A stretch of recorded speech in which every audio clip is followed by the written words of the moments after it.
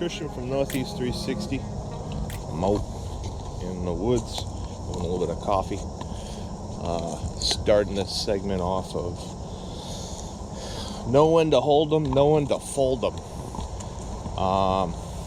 We had a trip recently, and if you want to see where I am walking, it is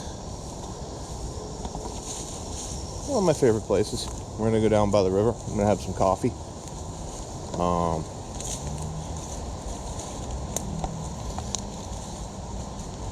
Have a little bit of a hike and talk about that subject.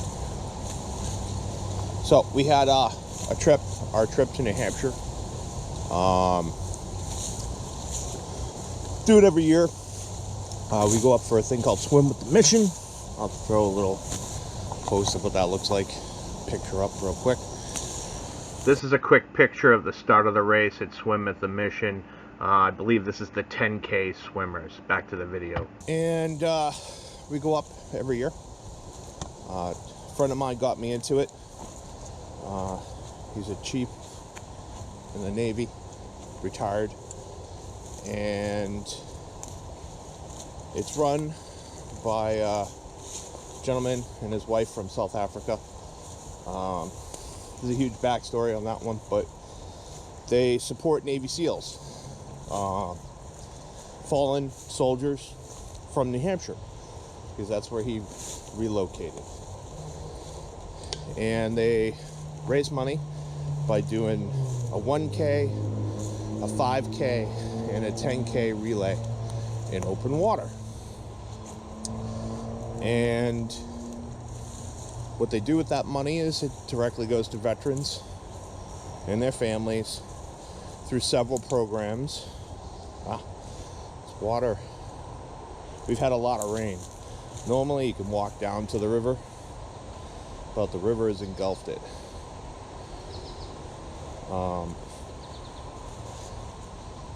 It is a beautiful little river.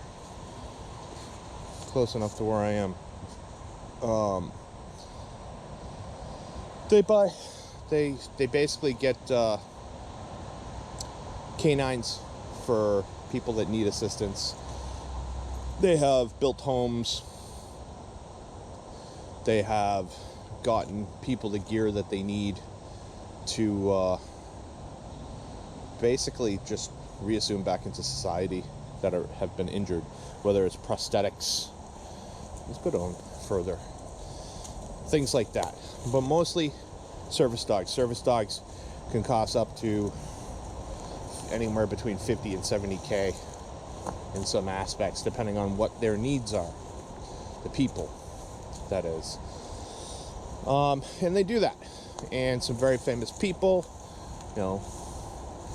former military personnel.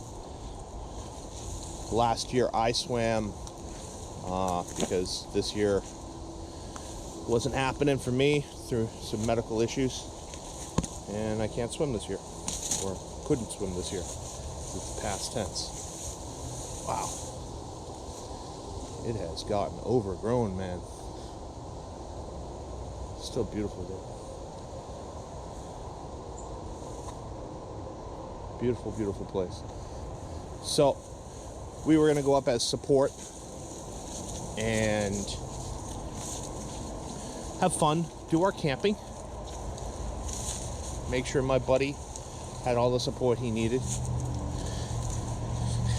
But nature has not been pleasant to us in the Northeast for this summer. Kind of felt like being in Seattle with all the rain that we've had. Sorry for any noise. We are close to an overpass, but nothing I can do about that, because this is our spot. But yeah,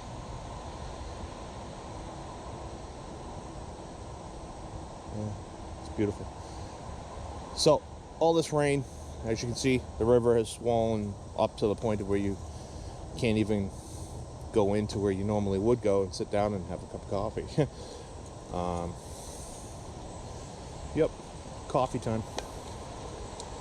So, we've had tremendous rainstorms, lots of flooding. The area that we were going hadn't had too much flooding, but those rivers, they were on their edge that we were up near. And we still were like, you know what, we're going up. We looked at the forecast.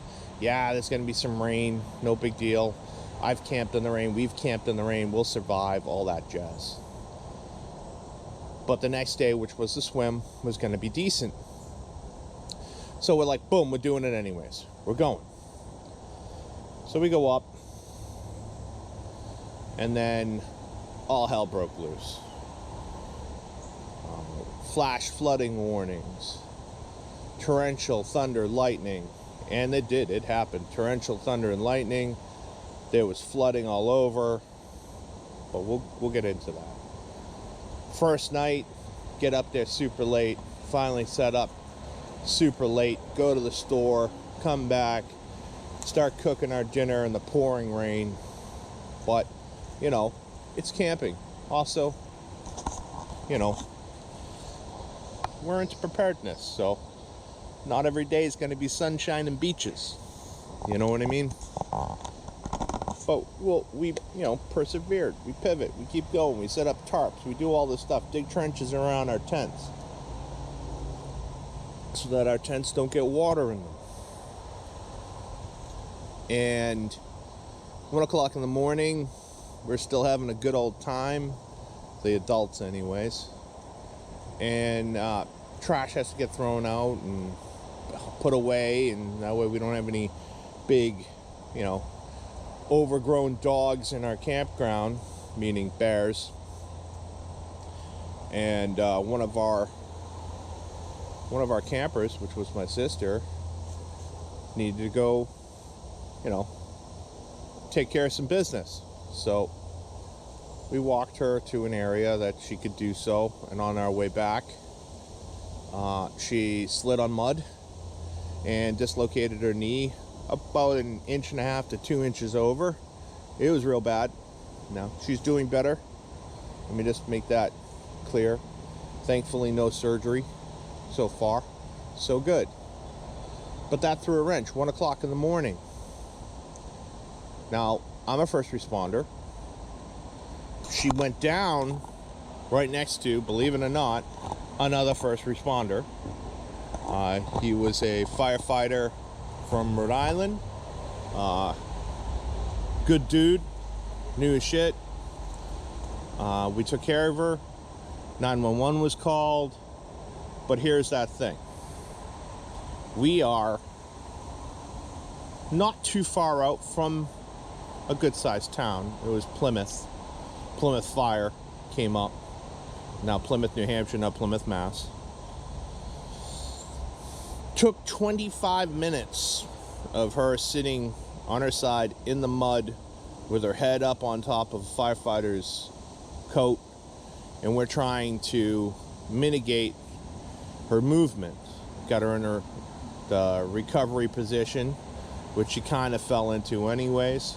But we're trying to keep weight off of the injury and everything else until fire got there. But 25 minutes. Wasn't a compound fracture, thank God. I mean, I'm prepared for that. I have medical with me, tourniquets, everything else. But here lies that. We got 2 children and a dog. Who's awake enough to go with her? Which ended up being my wife. Sat all night in the hospital with her. Small little town, 4-room hospital, man, apparently. But good people. They took care of her. And then here's a whole bunch of medication. We've done the best that we can to mitigate. We popped it back into what we think is in place. You need to go home and seek medical advice at a bigger hospital. That is what happened. So, hey, here's our first pivot. What are we going to do? My wife says, boom, I'm going to drive her home. So now I'm with 2 children, thunder and lightning, ground shaking, water rushing all around us, but we're making do with it. We set up our camp high and tight. I said, okay, it's me and the boys for the weekend. Wake up, pancakes, starts to be a beautiful day, a little bit of rain, no big deal. Wife calls 4 hours later and says, hey, I'm gonna get a nap. And I said, you know what, just chill there, don't come back up, it'll be fine. You know, it was our anniversary weekend as well. That went totally sour. But lo and behold, around 6 p.m. that night, you know, I missed the swim because I can't take a dog into a state park. So I didn't get to, you know, help my brother. But he understood. We talked, we chatted. Gave him cheer from a distance. Saw it from a distance because we couldn't go into the state park. We could hear it because we were close enough. But my wife shows up in her car. She's white as a ghost. She's like, the rain. I'm like, yep, it's coming back up, but we'll be okay. What are you doing? How are you doing? Our car, our family vehicle, through both of its rear brake pads, both calipers let loose. Well, really one caliper let loose, the other one was on its way. I didn't lose the entire, it just lost the brake material. It's a failure in the product, not in the work. So now it's, hey, we now are up here with two vehicles. I don't have enough tools with me to change her stuff, which is because I changed the whole way my camping setup is. So now we're going to revise that.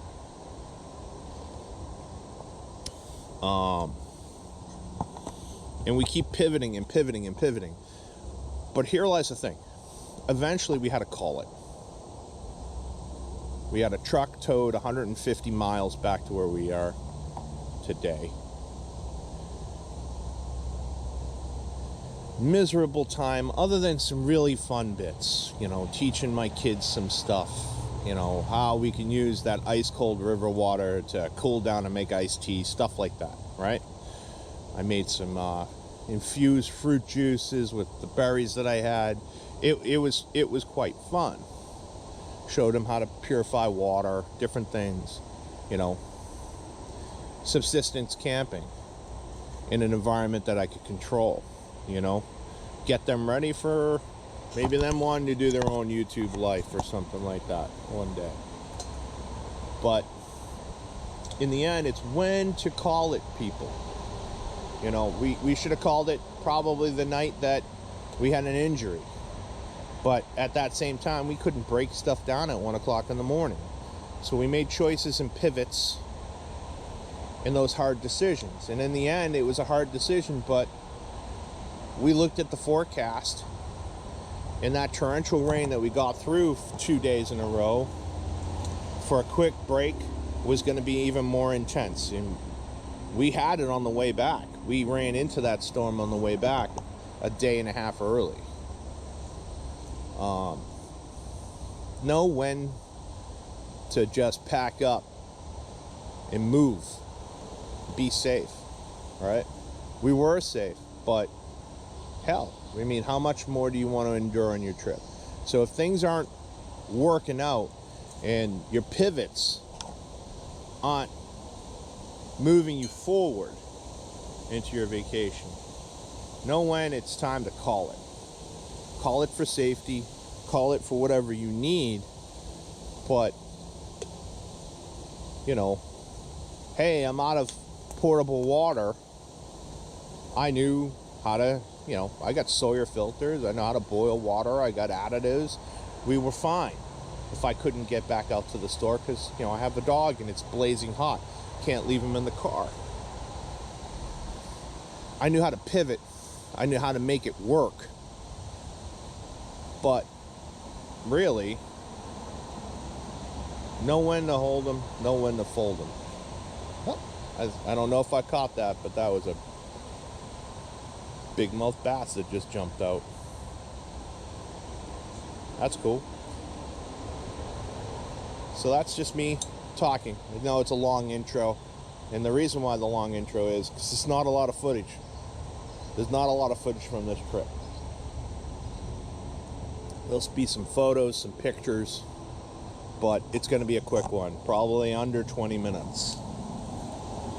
And that's unusual for us. But this is more of an opening and a food for thought. So here goes the video.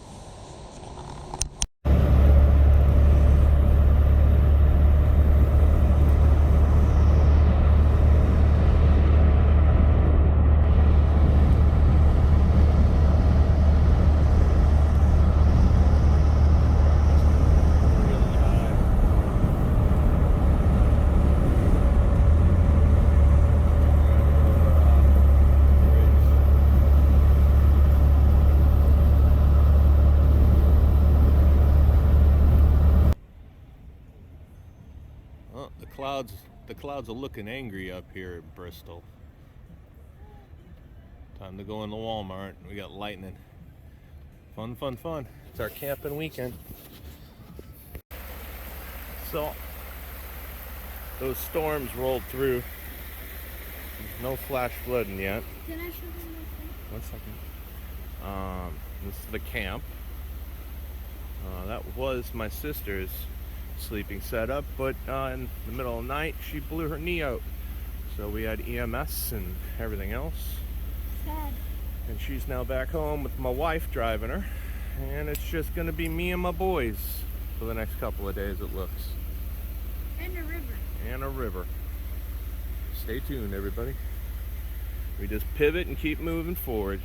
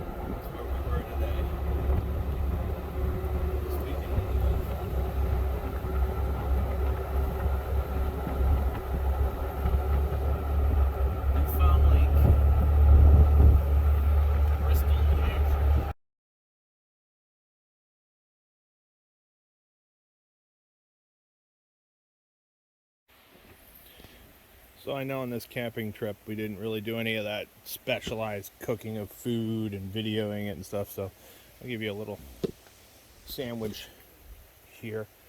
I'm going to do some mini romaine lettuce, a tomato, some turkey, some baby Swiss cheese, on some tomato wraps when we're using our nice little sandwich tray / prep tray that I built. So the fridge pulled out, and I didn't show anyone the back. I can't actually because I got the dog's bed put up, but I also have my axe on a monkey fist in the back, and I have a shovel, a folding K tool hooked up to the back of the other side of the box. I'll show pictures of it. This is the pictures from the other side with the axe, my K2 shovel and its pouch, and other stuff to come. But yeah, it's pretty much packed up. We're all packed up. Our site's packed up. We are leaving a day early because of literally the worst vehicle we've ever owned. And that vehicle that my wife drove up after we had one of our camping friends take a header and dislocate a knee And she drove them all the way back to Massachusetts after spending time in the hospital. So she jumped in our family vehicle, which is a Grand Cherokee Overland. Yep, Overland. Not so much, because we've had, I don't know, $12,000 worth of repairs, and now the back driver's side brake pads just decided to throw themselves off, and now we're leaking brake fluid onto the rim, and it's slowly losing brakes. Yeah, just one thing after another on this trip. But this is our favorite place. The Phoenix is still running. And one little quick video of some sandwiches before we pack up. We're going to try and take maybe another adventure. Go see a waterfall or something before we're done. But a little slice of heaven, man. On a stressful camping weekend.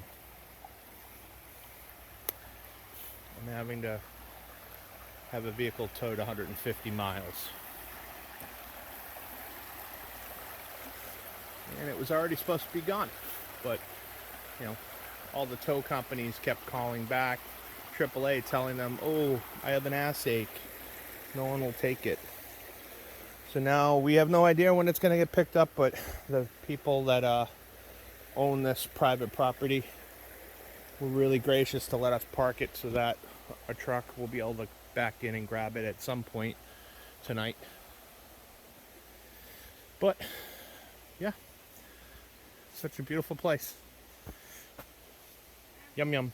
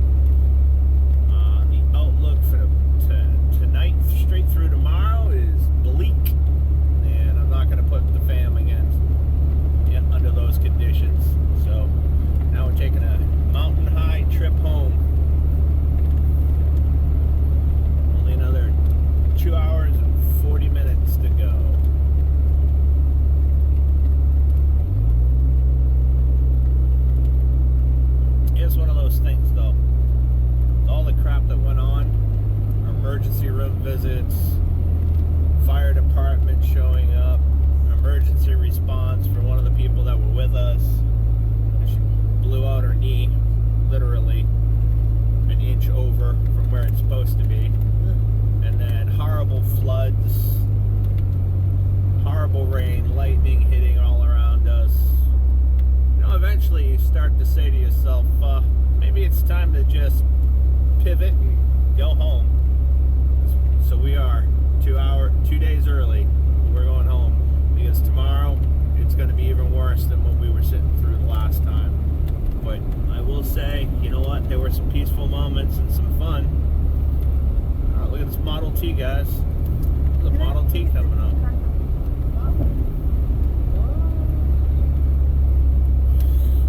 The rivers, all the rivers we've been going over, and if we can get some, I'll have Sarah video it. But all these rivers are like max capacity. Max capacity, guys. And that's it for now.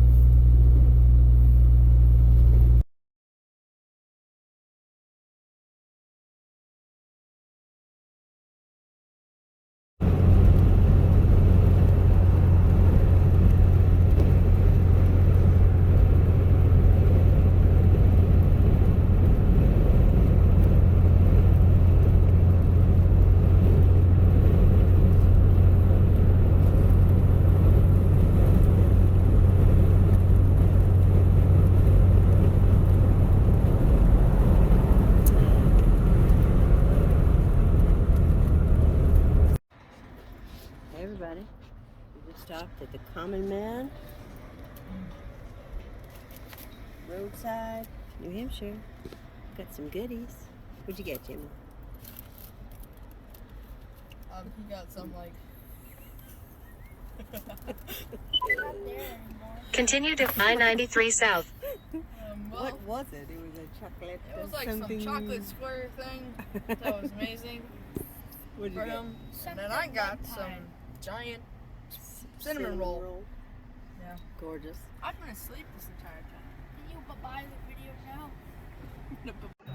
So here we are at our last rest stop and the end of our film. Just keep in mind, know when to hold them, know when to fold them, and know when to get the hell out of Dodge. This is Christian from Northeast 360. Keep moving forward.